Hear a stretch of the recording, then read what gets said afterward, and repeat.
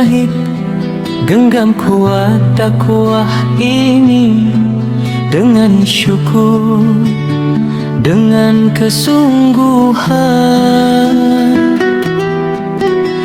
dengan kesetiaan, dengan keyakinan bahwa setiap langkah bukan sekedar berjalan,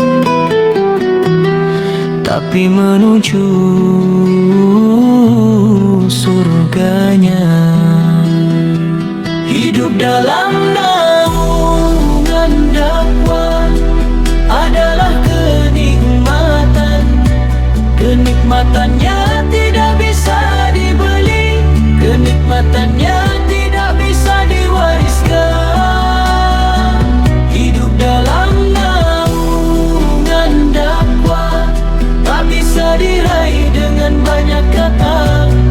Ia diraih dengan kebersamaan, dengan kejujuran, ujian dan keteguhan.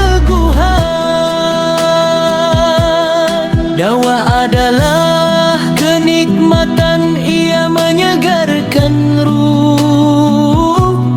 Dakwah membuat tubuhmu letih, tapi ia menghidupkan hati.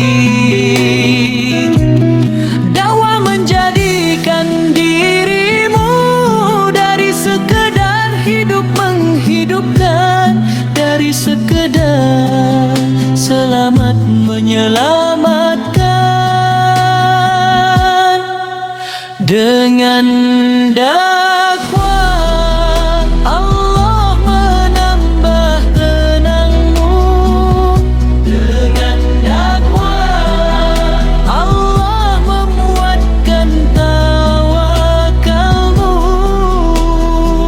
Hidup dalam naungan dakwah adalah kenikmatan. Kenikmatannya tidak bisa dibeli, kenikmatannya tidak bisa diwariskan. Hidup dalam naungan dakwah tak bisa diraih dengan banyak kata.